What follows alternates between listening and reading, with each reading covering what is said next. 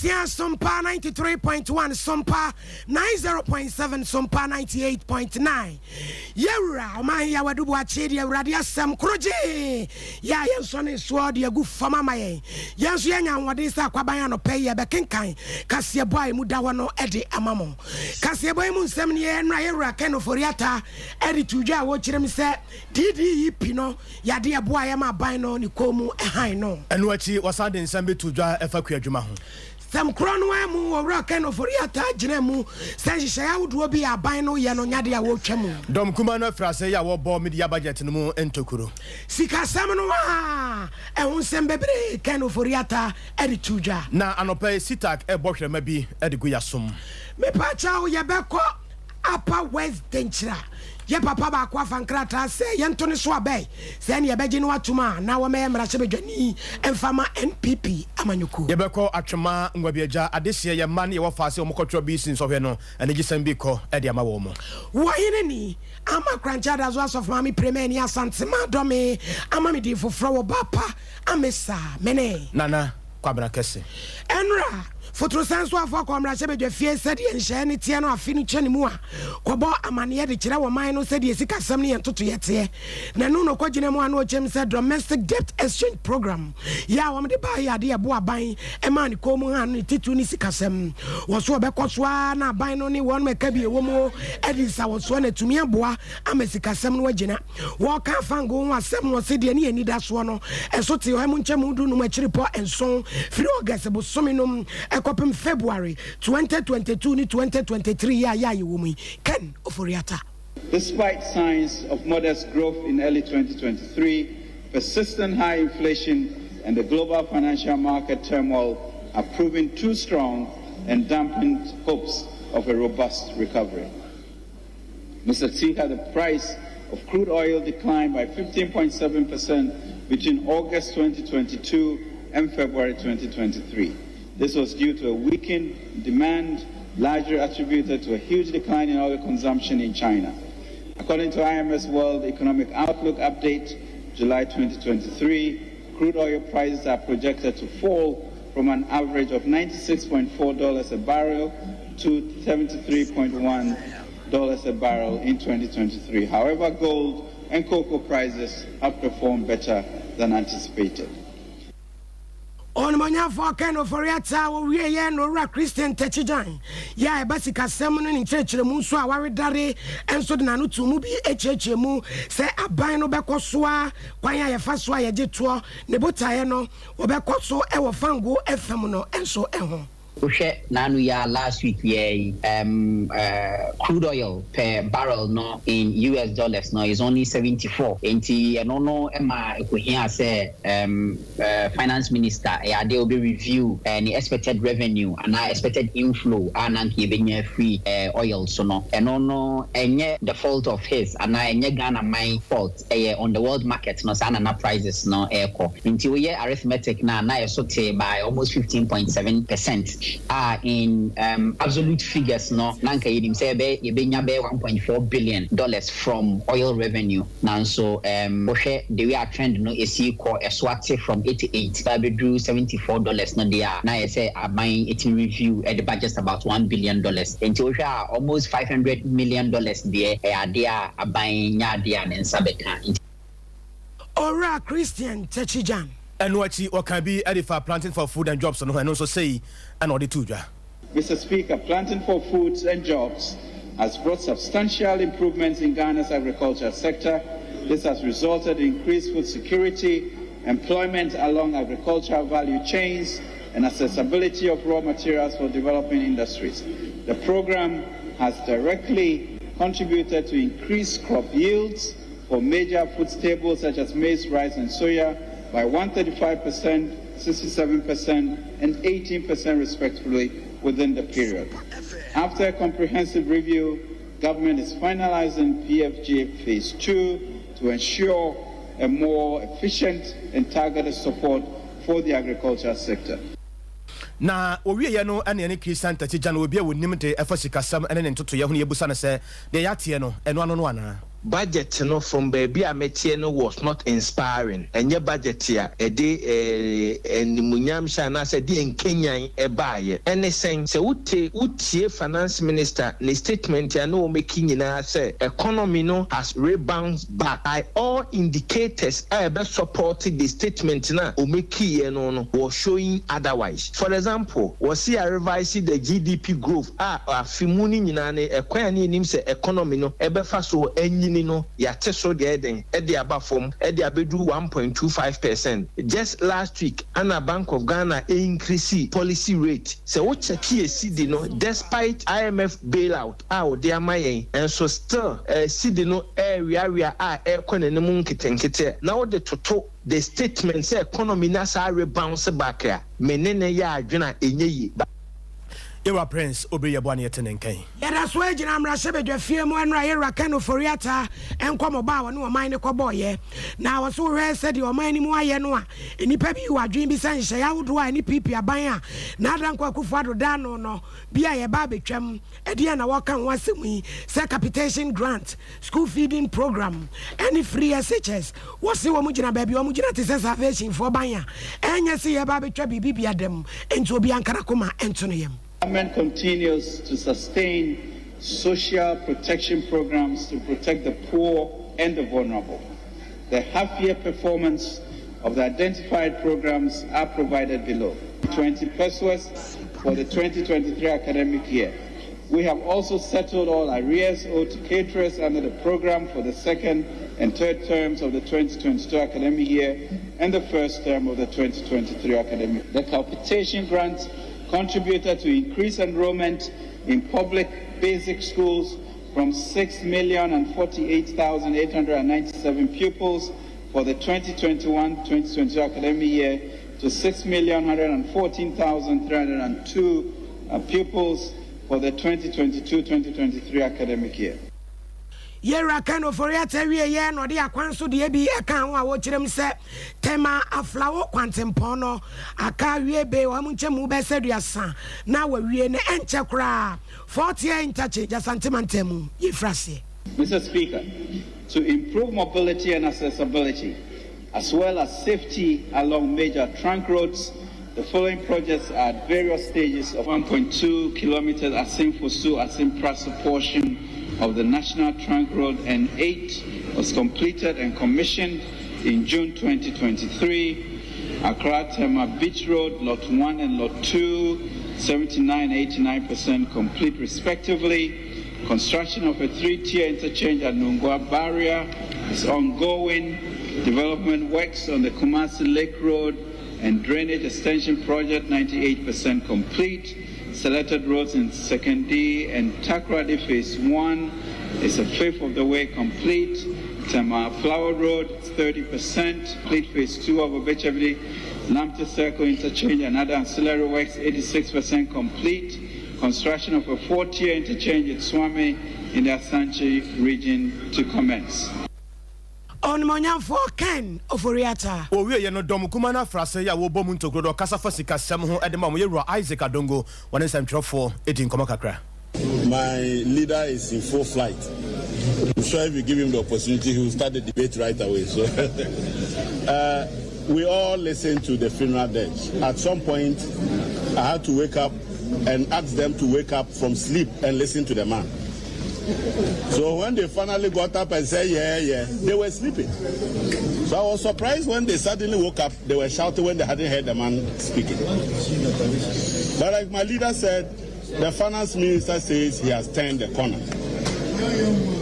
You have turned the corner when inflation is 42%. Is that the corner? You have turned the corner when you are reporting that even by the end of the year, your reserves will only be 0.8 months. That is less than 1 month of reserves. Yera Isaac Adongo Kasafa Sikasam Hodema Domukumano, Yera Session Sabonsu, Sahine, Eldom Cassia, no firm, Swami Marasabitani, on Swasemini. This is a statement and it relates to government policy. Mr. Speaker, I thought my honorable colleague and friend, who's been in this house for quite a while, will rather lead us onto the path of righteousness.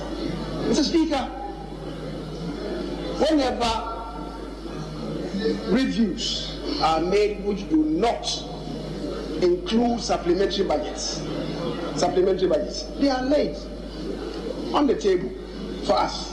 The Speaker, as my colleague from Koku Central has indicated, it is not possible with such documents to read the entirety of the document.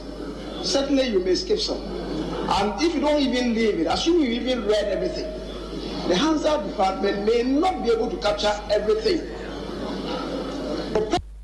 You're all say Mensa Bonso.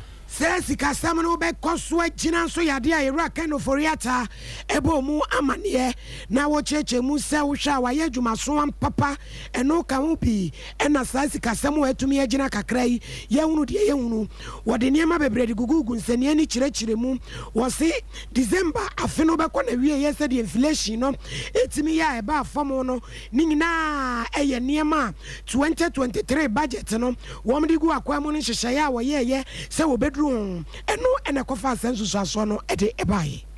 Mr. Speaker, I have also discussed the significant improvements in the key macroeconomic indicators, including inflation, exchange rate, interest rates, reserve position, growth rate, and the performance of the bank since 2020. Mr. Speaker, all these developments enhance collection efforts, governance, and improved by this August House last. We needed, Mr. Speaker, to protect our way. Mr. Speaker, government introduced several revenue measures to support the fiscal consolidation and growth agenda. The policy interventions were specifically targeted at growing the revenue base to yield an estimated 1.35% of GDP. The macroeconomic environment has changed significantly since the 2023 budget was presented to this House in November 2022. Mr. Speaker, although pressure still exists and there are formidable risks in the horizon, our economy is in a better position than it was 7 months ago, as the macroeconomic environment has seen relative stability since the beginning of the year. This is yeah, no, I say, so Nipaya Jumano Brown 2022. So I can say, I fear Yam of Rafia no boa, a more on any hour, son one or denamino, not a more day, papa. Speaker, I'll be the first to admit that it has been an extraordinarily difficult year for our country and our citizens. Whilst most countries are still going through difficulties due to what is happening globally, our economic crisis also emanates from fundamental and systemic weaknesses that we must boldly confront. These include our low revenue to GDP ratio, our high demand and dependence on imports, including food products that can easily be produced here, our inefficient power management, lack of robust expenditure and commitment control systems, the numerous statutory funds of expenditure and economic governance, and weak SOE governance. Mr. Speaker, what I have outlined today begins a strong effort on the part of government to address these issues. For Ken Oforiata. Prince Obrehima and a president at the Masita. Now, and no friends, I'm for say, Majestic, and I am we are singing until on catcher say, what do I can't go from a bano cat, papa, banner the carbon about to cry. Wow.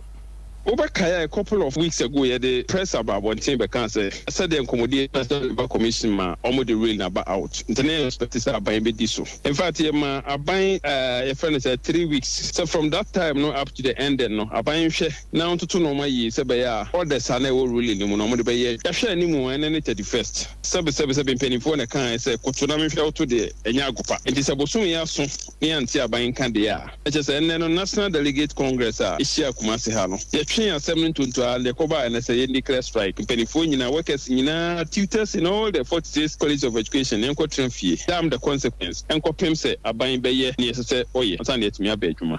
Orders are court the Barbon say court at the orders Barbon or Casa comply ABC. I want to mean Casama comply with A and B into no Mahon day, the Mahon day beduno. As I saw me because yeah, my mua, yes, but say a buying mumuno, a bit chassa in a bit me near this. A Aban should be the first. Aban government and its science to be the first to show say omo respect the rule of law. Obedim raso. Na yene by the workers no. Yes we have na example am setting no. Yes we to me ediso. International Labour Commission the ruling about out. There test case for all of us. Said National Labour Commission the orders about out. Now almost 2 months, 3 months won't comply. Now yes we decided to say National Labour Commission corona no. Ebe to me abandon around that. We will prove to the people of Ghana say ye nyina ye Ghana for ye nyina ye wo equal rights, ye wo administrative rights, ye wo human rights. I say ye nyina no emra na edi so we ya ban so we worker no ese ye nyina edi mra so. Yera Prince Obrehima a president at the Masitak. Deputy Director General Dima Ghana Maritime Authority Ora Daniel Apieni Wafan Krata says ye bejena tumudia obe primra chebejo akonya ewo Upper Dentra West ye no in finfin emantemu wo bre nra watro no nsem na da wie no de nkrata ekwo edom di nachie no ni delegate etwetwe nkomo ewo di aso eno di tudwa a wo kiremu se 2024 abato kase ye bekoso no eya di asa akonya no eni di sifo won ma ba besre kwa wo ntumi ntra so say oma dia and woman done the men this phone to ambassador wonum ade what is central for ekasai and no paper media me pesa me sun me manfo enti Mrs. am free say anamotu a metu constituency we mu ani gidi a manfo ewo wo me mu ani oni suade hu a me wo say me so me ba one metumi aboa me age sit na friend this for nsam enti omo no dia mesra wo mo ne sese de omo nim dada ani kita ho dia me ne omo ne suma me ne omo nyina asom my term as constituency chairman now we are in opposition but 2 times as constituency chairman we won and won well we win the city no we win in years unfortunately for us no we lose city we and you no be akonya ma me say ekwan bi aso no ese nyankopon ya dom 2024 etumi gisa city we free and this for parliamentary seat anya wo dia na opese wo gia 7 previous nya wo bia oni amanfo na tena yie intro yen kanse mu nipa ne so yengu dani mu as ene so mo madwemu eda ho na wo mo ankasa omu tietie form a you see another bigger picture and we are not looking for a parliamentary candidate, we are looking for a parliamentary candidate I'll be go ahead now we win this seat number in 2024. Ora Apieni na wowie ye ena coordinators ya wo ko filing ibie wo so eka wonom asem a ene se de wo hunu Ora Apieni ene kwan yo pese wodi amanyoko nanimu ewo empepre no so no Kunimidie ashase de ama honorable Daniel Apieni sanse Upper Dentra West de ono ne ni da so ewo abatwo a ye kono 2024 mu sa wotisi fom na sa wo ye survey ubisa nipa edubia emu nkono beka kire se Daniel Apieni ye ba ye beto aba e de ama no ne santi na MPP ma ye ne ye youth ene etu ahen ne asi ahene me ye coordinator a meto aba ne bi enti maafo ayeto aba ne bi police station agents onu mu nyina ye o ma twen se o ma ye krado se de o manfo no pe ye ona bo Daniel Apieni se ye fa na mra no enu nti na yen ya kan ho abom a ye di na chi se ene day ni form a wo submit ne be na chi mo de aba we eye coordinator one more Upper Dentra West e bre Ora Apieni e de nkrata ekoi dwamtani abedi akire ya wodi kan ewo atwema ngwa beja South Abaton Pesua no so asantemantem onabo John Kwame Diodudu na abon mrane se Jona e kai hu sampa ewiase so nyame ye wado na wonsa ka bia na watene wonsa mabi nka obi a wohia moa atwema ngwa beja ne mpotem honom nyame ye adom a edwada ye ma ene ye wofaase no wokotwron so hwe na watu anamo e de akande ne niam betimi aboa nkoda no so hwetwero na akoma atena ye hwe nguma sua wonsam so ewo atwema ngwa beja South Abaton Pesua no so ne bra wokoye no botaye ni so ade hunu wode mansam trofo time ya do see we ka say bia mepe MP another person my yes I name e born to e ya afi etwa me ka say oba atwa ngbeja South a e we MP e we yam so mo yi 1 city me so yi 1 person e no ka fu de ntia me ye saade no omunko ntane tumi kata atwa ngbeja South so na bebi obi a obi a Ronaldo ene MP aban ana se party bia na ntini sha na ntimi kata obi aso asa anko plan no e bam ye support e basa na mo man mai de e di yo e de me ye den me share the political benefit but here share nipa na transform me nka akofo ni wanya mo na busu no betimai adwene ne afo na kita wono e na be hye wa mo aye saade but if so be as yensuya the spirit of giving basa so nyame ye de bisha Atwema ngwabiaga South Abaton person so jam tani abedi akire ya wodi ka Yewura Sir John na wo ye no maame Juliana Esel ya wono ya pani kwankire for dan ngumasua no nsem ewo atwema ngwabiaga honom wono so ginsam na odase ba ha mfie ba san ba so na manzi mu bidda si wa ma menyu agi o san de mindset na pense wada bombo for me obo motivate won po ma we tum wa try exams na wa pass ya da for obey presentation o Sir John as cover pede onya dem idea ni de obaba na wa bobo ye mofama no ma wa try BC ya maame is Juliana ana ya tinin kan na mpanifo ya won saka ne ma yibi ya omo ye na no for the schools ahodo ye watwe mangwa bi agya honom no ene ye ma ne wo faase no bi so ene ye chansam kakra St. Justin's Anglican Jesus, but you say a bit more a bit motivated exam say on the passing media share the next time. Today, I can say you're different. Thank you, just initially, if you say, I had ma, and then I would trade a Mofano Eco Trade, BC, na mathematical set, and a debia, and Mofano base, I was so many. And we say, Sunday, a Bible modern set, a man Colano, and a free education.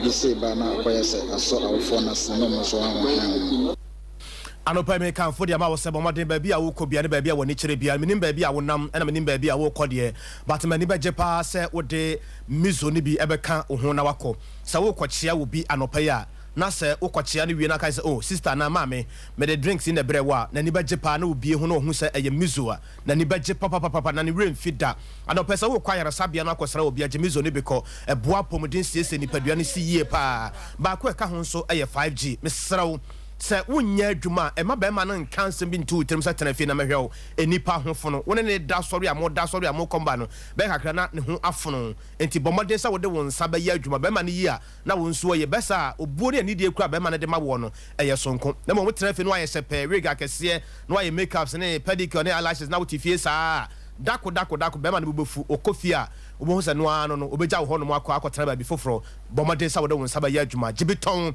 ekwan no ho anim ho akire ho ba bia moton drinks bia traffic light asene ade no obi asa eye mizo 5G bomaden na ma won san ka bi se mum sa wo hwe TV no number na egu ase no me pa cho ya frɛ ana se radio na wotie dia ma menya wadom na me mfa number no ma frɛ sisi a na ba bia wo bia no ye mfa bi mrɛ 0246 270 221 0246 270 221 sa wo ko nkranza bron apo ye famu a Sompa 90.7 obenya bi wo ho enu a chese bia wo hafo ene sunwane ne mpatamu a wo ko Sompa 98.9 a yam krabata ba ko ye wo ho wo ko ho nso a dodo bia wo pe bia no won sabeka no pe ya da ase am wa chena na kwabran kase na fei wo hini ni ama kranchada zoas of mami premier ni kuku a Veronica ho fedu agando na betre fidie na chidi mayen asante e kwaku Benedict on nese mu for penny yes story die Yewura man ya do wache e de ade ache bia eto aso